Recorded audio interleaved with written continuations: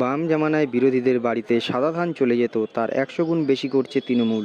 মন্তব্য বিজেপি প্রার্থী অরিন্দমের, পাল্টা তৃণমূলের কটাক্ষ। 29 তারিখে ভোটদান পর্ব আমডাঙ্গায়, তার আগে জনসংযোগে শান দিতে বাড়ি বাড়ি গিয়ে প্রচার সারছেন আমডাঙ্গার বিজেপি প্রার্থী অরিন্দম দে। শুক্রবার সকালে দত্তপুকুরের ঐতিহ্য বুড়িমার দালানে পুজো দিয়ে বেরিয়ে প্রচার সারলেন, সেখানেই তৃণমূলকে নিশানা করলেন তিনি। বলেন, বাম জামানায় নির্বাচনের আগে বিরোধীদের বাড়িতে সাদা ধান পাঠানো হতো, তার থেকে 100 গুণ বেশি করছে তৃণমূল। তবে এ বিষয়ে বিজেপিকে কটাক্ষ করতে ছাড়েনি তৃণমূল কংগ্রেসের কাশিমপুর অঞ্চল তৃণমূল কংগ্রেসের সভাপতি অমল কুমার বিষ্ণু।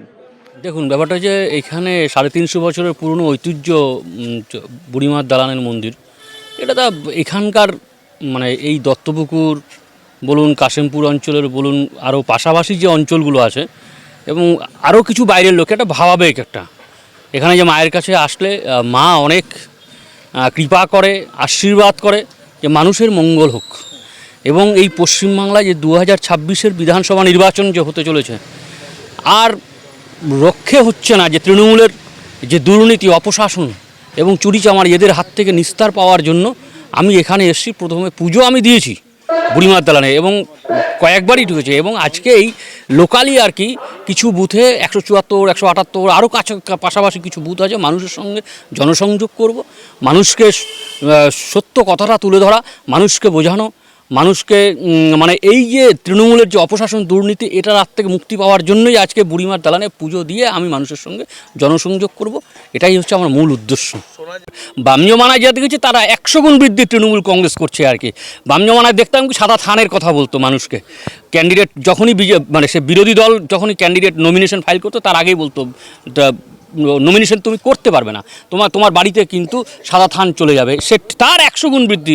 অতএব এটা তো স্বাভাবিক, গুন্ডা মস্তানি রাহাজানি। অথচ লোকসভা বিধানসভা নির্বাচন আপনি দেখুন, রেশিও দেখুন, সে 19-এর লোকসভা নির্বাচন বলুন, 21-এর বিধানসভা নির্বাচন বা 24-এর লোকসভা, অত এই বুথ থেকে বিজেপি লিড করছে। মানুষ জাগ্রত আছে, মানুষ তার মতন ভোট করেছে এবং আগামী দিনে কঠিন এবং কঠোর পদক্ষেপ নির্বাচন কমিশন নিচ্ছে। সেটা মানুষের ভোট মানুষই দেবে আর কি। সেটা সে যে অঞ্চল সভাপতি যাই হোক না শাসক পক্ষের, সে তখন বুঝবে আর কি। 4 তারিখ বুঝবে সে কোন জায়গায় কী পরিস্থিতিতে কী রেজাল্ট হতে চলেছে। নির্বাচন চলছে সারা ভারতবর্ষ সহ পশ্চিমবাংলায়। যে উন্নয়ন বিজেপি করেছে সেটা কিন্তু মানুষ একদম দেখতে পাচ্ছে, কত উন্নয়ন ওদের।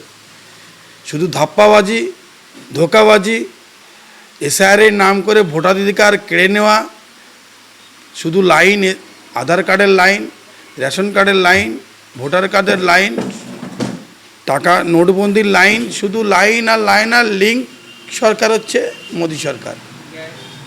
আর মমতা বন্দ্যোপাধ্যায়ের জামানায় 15 বছরে পশ্চিমবাংলার মানুষ কতটা সুখে আছে, শান্তিতে আছে, সেটা সাধারণ মানুষ কিন্তু প্রত্যেকটা নির্বাচনের সময় আসলে বুঝিয়ে দেয়।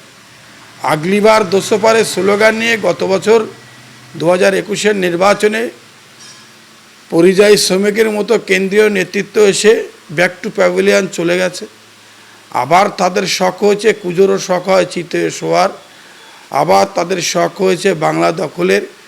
নূতন নূতন ফন্দি করে নির্বাচন কমিশনের নাম করে জ্ঞানেশ কুমারকে দিয়ে যেভাবে মানুষের ভোটাধিকার কেড়ে নেওয়া হলো, যেভাবে মানুষের মানবাধিকার কেড়ে নেওয়া হলো, এর জবাব 29 তারিখে আমডাঙ্গা বিধানসভার মানুষ ব্যালট ইভিএম মেশিনে দেবে, এটা আপনারা নিশ্চিত থাকুন।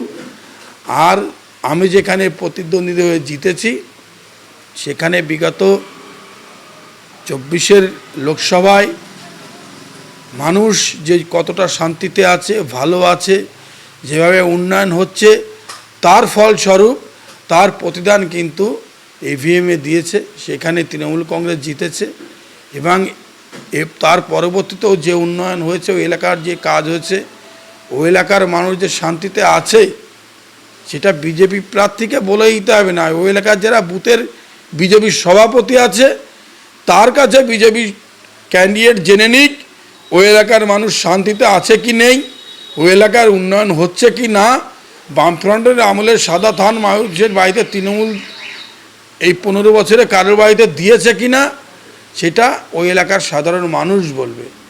আর আমি ক্যান্ডিডেট এখানে এসছেন, রাজনৈতিক প্রতিদ্বন্দ্বী অবশ্যই থাকবে, প্রতিদ্বন্দ্বিতা থাকবে। তৃণমূল কংগ্রেস মানুষকে সংস্কৃতি, কৃষ্টি, কালচার শেখায়। ওনারা আমার পার্টি অফিসে এসছেন, করমর্দন করেছেন, আমি ওনাকে ধন্যবাদ জানিয়েছি। উনি সুস্থ থাকুক, ভালো থাকুক, ওনার পরাজয় 29 তারিখে নিশ্চিত।